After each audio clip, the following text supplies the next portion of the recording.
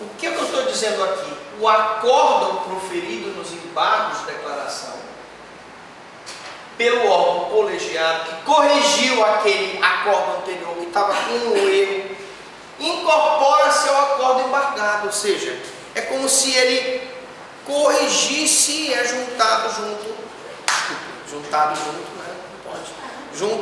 ao acórdão embargado para a correção daquele julgado. Beleza? Omitiu, tu falaste ainda há pouco, né? Omitiu a questão do valor da multa pelo descumprimento, né? Você tem que juntar o valor da multa logo embaixo do acordo que foi objeto da embargo de declaração, tem aquela correção para colocar o valor da multa. Não, eu estou falando quando tu recorres no... Presta atenção.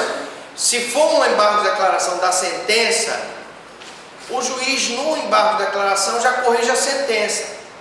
Se for um embargo de declaração no tribunal, o embargo de declaração já corrige aquele acórdão que veio errado. Então o embargo de declaração pode corrigir a sentença ou pode corrigir o acórdão. A sentença se for pelo juiz de primeiro grau e o acórdão se for pelo juiz de segundo grau. Ok? Forma de interposição. Bom, os embargos, gente, eles devem ser interpostos por petição, feita por escrito, e aí, de modo geral, eu posso ter por petição e por termos nos autos, muito raramente. Porque se tu fores fazer um embargo por termos nos autos, principalmente no processo penal, que são 2 dias, tu já tens que ir lá com o escrivão dizer, olha, eu quero embargar de declaração por termos nos autos. Registre aí que a omissão do juiz foi no seguinte sentido, Porque se eu simplesmente colocar que eu quero por termo embargar e não colocar o motivo, como é que o juiz vai saber? Vai indeferir os teus embargos, né? Se tu fores fazer por termo nos autos, já tens que colocar os motivos na hora que tu fores no cartório e pedir para o escrivão lavrar o termo. Geralmente, então, é por petição. E devem ser apresentadas em petição dirigida ao juiz que proferiu a sentença ou o relator que proferiu o acórdão, fazendo-se constar da interposição os pontos de omissão, dúvida, obscuridade e contradição. Não é que você não possa entrar com termo nos autos, ir lá no cartório e mandar o escrivão fazer. Mas se você fizer por termo nos autos, você não pode deixar de colocar a omissão, a dúvida, a obscuridade e a contradição. Desde que não preenchida tal condição, o juiz ou relator deve indeferir liminarmente o requerimento. Então eu disse, se você não colocar a dúvida, a omissão, contradição, o que o juiz vai fazer? Indefere liminarmente. O que o relator do acordo vai fazer? Vai indeferir liminarmente. Você não colocou?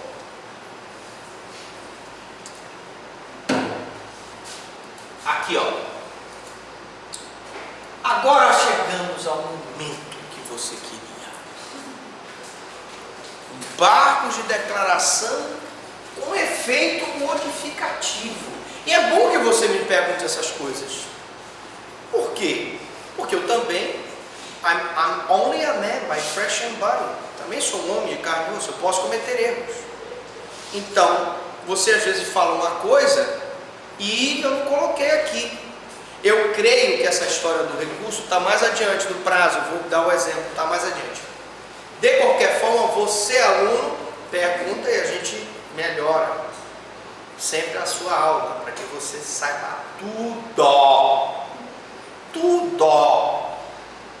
Então vamos lá. Você perguntou, professor, existe embargo de declaração com efeito modificativo? Existe. Não é típico. Não é da essência dos embargos. Ele é um embargo meio diferente. Entendeu? Tem um jeitinho meio diferente. Ele é modificativo. Então a doutrina que lhe defendia a natureza jurídica recursal criou uma nova função para os embargos de declaração. Assim, quando há erro na percepção dos fatos ou quando a prova não foi valorada corretamente,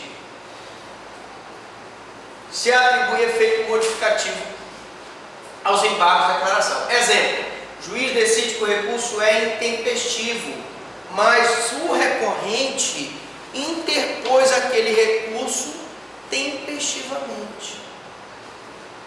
Professor, mas o juiz achou que é intempestivo.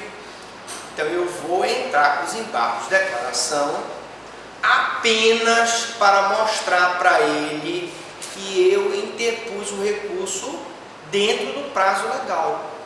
E esse embargo de declaração, nesse caso específico, tem efeito modificativo, porque a decisão dele foi de não receber o recurso por intempestividade. E eu mostro para ele que não havia intempestividade.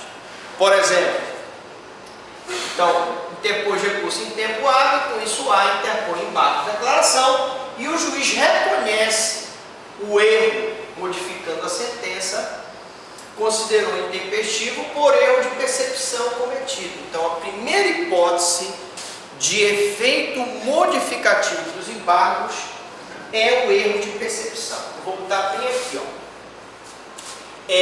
Embargos com efeito modificativo, né? Eu tenho letra A, erro de percepção, erro de percepção,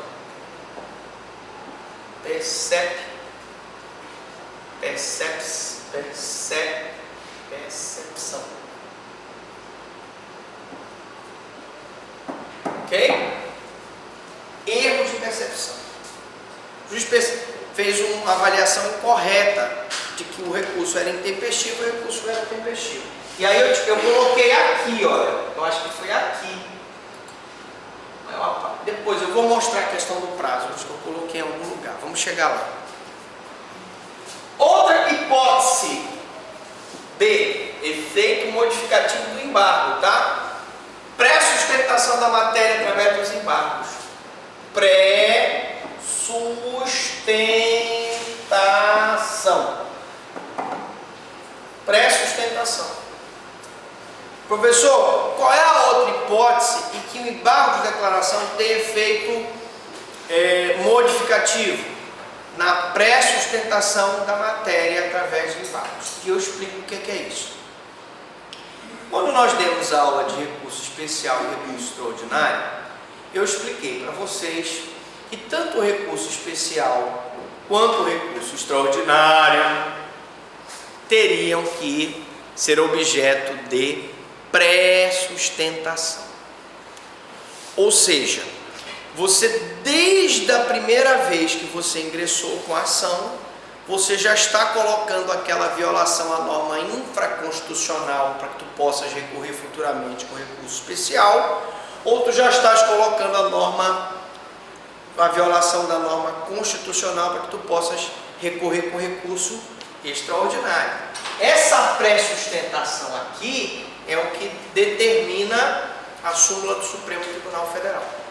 Muito bem, mas tem situações que tu esqueces de fazer isso. Não colocaste a matéria infraconstitucional ou constitucional.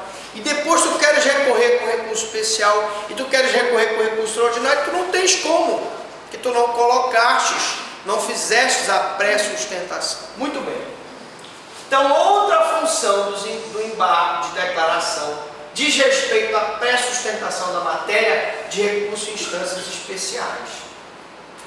Para interpor o recurso extraordinário e o recurso especial, é necessário o pré-questionamento da matéria em instâncias inferiores.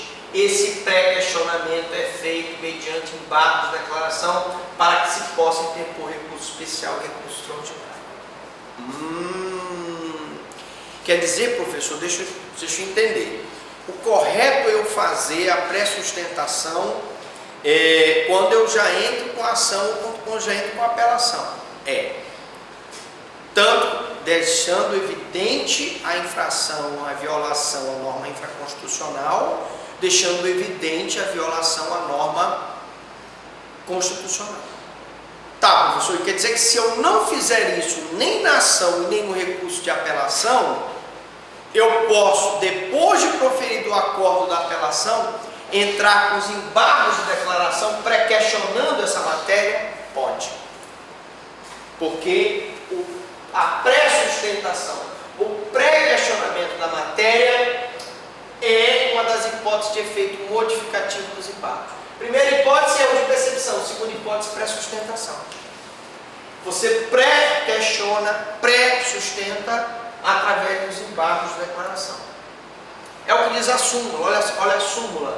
Pré-sustentação da matéria através dos embargos de declaração. Súmula 282 do Supremo. É inadmissível recurso extraordinário quando não ventilada na decisão recorrida à questão federal suscitada. Se você não ventilou a questão federal na atuação, no teu recurso de apelação, meu amigo, já era. Tu não consegues entrar com recurso especial, salvo se tu vais questionar essa matéria através do embargo de declaração. Deu para entender? Tranquilo? Então vamos. Pressupostos. Bom, são condições exigidas para a interposição dos recursos, né? Os embargos de declaração, gente, eles têm que respeitar o requisito da tempestividade. Prazo de 2 dias no processo penal, prazo de 5 dias no processo civil, contados ambos da intimação do acordo da sentença. Outro requisito, forma prescrita em lei ou adequabilidade. Nós temos a possibilidade de entrar com os embargos quando houver dúvida, contradição, omissão. Ou temos a possibilidade de entrar com os embargos modificativos quando houver erro de percepção dos fatos, ou quando eu quiser fazer a pré-sustentação ou pré-questionamento da matéria infraconstitucional ou constitucional, para que eu possa entrar com recurso especial ou para que eu possa entrar com recurso extraordinário. E a previsão legal deve estar prevista em lei. E aí, senhores, sobre aquele princípio da unirrecorribilidade dos recursos, a pergunta é: professor Franklin, o senhor falou da unirrecorribilidade dos recursos. Significa que para cada decisão existe um recurso próprio. E ainda que aquela decisão comportar 2 recursos, eu tenho que optar por um ou outro. Na hora que eu entro com os embargos de declaração para sustentar a matéria infraconstitucional, eu não estaria usando os embargos de declaração e recurso especial numa mesma decisão? E eu não estaria violando o princípio da unirrecorribilidade dos recursos? Não, meu amigo, não. E explico por quê. Porque os embargos, senhores, eles têm apenas o objetivo de pré-questionar a matéria. E quem vai analisar se houve violação à norma infraconstitucional ou à norma constitucional é o STJ ou o STF. Então não é o mesmo objeto. Eu só não posso interpor e não posso, pelo princípio da unirrecorribilidade dos recursos, interpor de uma mesma decisão, com o mesmo fundamento, vários recursos. O embargo se presta para questionar a matéria e o recurso especial para julgar aquela questão infraconstitucional. E o recurso extraordinário para julgar aquela questão constitucional. Então são coisas diferentes. Não é violação da unirrecorribilidade dos recursos, porque isso está previsto legalmente. Tá? Procedimento. São interpostos por petição escrita perante o juiz, que prolatou a sentença. Já expliquei que você entra, aquela petiçãozinha que eu falei, você vai entrar perante o juiz que prolatou a sentença, o juiz prolator, né? Ou o relator, se for o acordo, né? Das sentenças, os embargos de declaração devem ser interpostos 2 dias a contar da intimação da sentença, quando for no Código de Processo Penal, não há pagamento de custas. Outra coisa que a gente não colocou ali, e você pode anotar, está a tempo, né? Uma outra diferença dos embargos de declaração para os recursos, além daquelas que nós já vimos, é o não pagamento de custas, né? Os embargos não pagam custas. Professor, não paga custo os embargos? Não. Embargo de declaração não paga custo. Beleza? Então, o recurso geralmente paga, custa, né? Preparo, né? Porte de retorno, os embargos não pagam. Então, o efeito contra a intimação da sentença, não há pagamento de custas. O efeito suspensivo ocorre nos embargos de declaração e, uma vez interposto, suspende o prazo do recurso. Agora eu quero mostrar aqui, foi aqui que eu te falei que eu tinha colocado 10, para mostrar que no processo civil era 5 dias, mas depois hoje de manhã mesmo eu corrigi. E eu até te mostro que na versão anterior estava 10 aí. Mas vamos lá, o importante é a gente mostrar aqui para vocês. Deixa eu explicar para vocês. Embargo de declaração, gente, ele tem um efeito suspensivo. Mas o efeito suspensivo do embargo de declaração, ele está relacionado ao prazo recursal. Então vamos lá. Primeiro eu vou botar um exemplo de processo civil. Processo civil. Tem uma sentença, tá? Foi proferida, houve uma omissão, você entrou com os embargos de declaração. Então imaginemos que essa sentença foi proferida na segunda-feira, dia 1º de maio. E na terça-feira começa a contar teu prazo nocível de 5 dias, não é isso? Para você ingressar com os embargos de declaração, não é isso?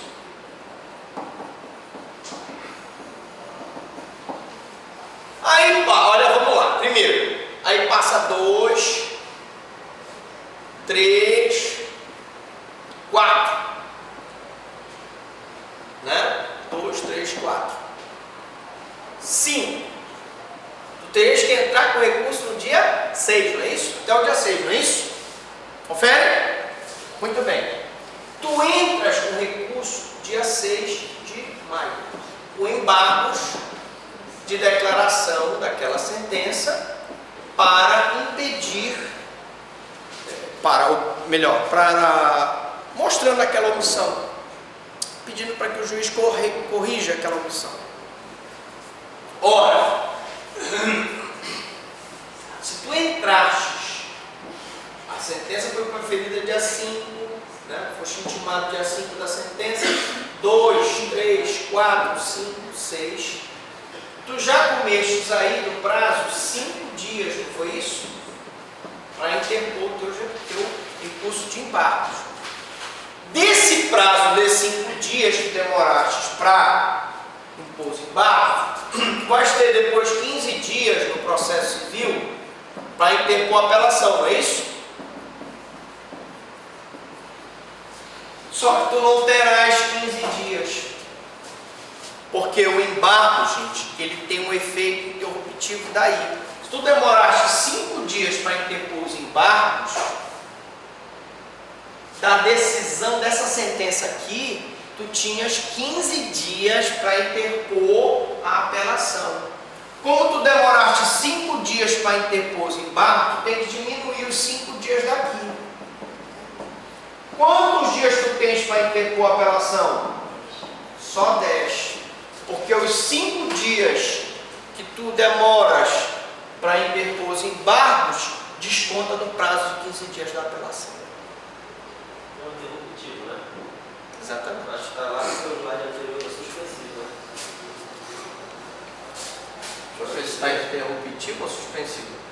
O efeito suspensivo ocorre... Não, ele é suspensivo. Interruptivo seria se o prazo voltasse a contar do zero. Ele é suspensivo mesmo.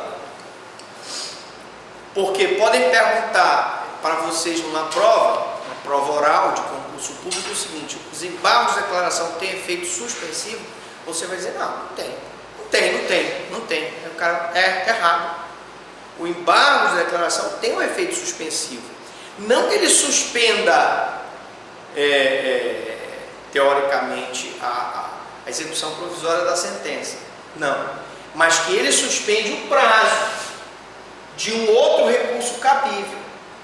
Lembra? O embargo aqui, ele tem o objetivo da omissão, né? Ele questiona aqui a omissão do julgado. A apelação não, ela tem um objetivo, por exemplo, a reforma da sentença. Então, são objetivos distintos. A unirrecorribilidade do recurso me diz, eu usei 5 dias do prazo dos embargos, e eu tinha 15 dias da apelação, eu tenho que tirar os 5 dias que eu usei para os embargos, então eu só tenho 10 dias da data em que decidirem os embargos de declaração para que eu possa entrar com o recurso de apelação. Mas por que são recursos diferentes? Por que diminui o prazo da apelação? Porque os embargos têm essa peculiaridade, ele tem efeito suspensivo do prazo. O efeito suspensivo dos embargos de declaração está relacionado ao prazo. Ele tem efeito suspensivo, não é interruptivo. Porque se eu dissesse que ele tem efeito interruptivo, eu estou dizendo que o prazo contaria de novo os 15 dias. Deu para entender isso? Tranquilo? Cuidado. Cuidado, porque isso poderá ser pergunta de prova. Estou bem. Se há interpõe embargos no segundo dia do... Então vamos lá, agora para um exemplo de processo penal. Se há interpõe embargos no segundo dia do prazo e o tribunal decide, só tem 15 dias dos 15 do prazo para interpor recurso especial e recurso extraordinário. Imagina, por exemplo, que tu tens aí um acordo, tem uma omissão. Por exemplo, tu interpõe os embargos, tu tinha 15 dias para entrar com o recurso especial. Tu já usaste 2 para os embargos de declaração, dos 15 dias tu só passa a ter 13. Porque os embargos de declaração têm efeito suspensivo em relação ao prazo. Cuidado. Perigo.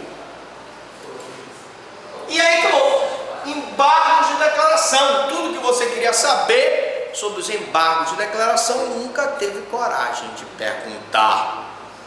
Pergunto. Alguma dúvida, alguma pergunta? Fale agora ou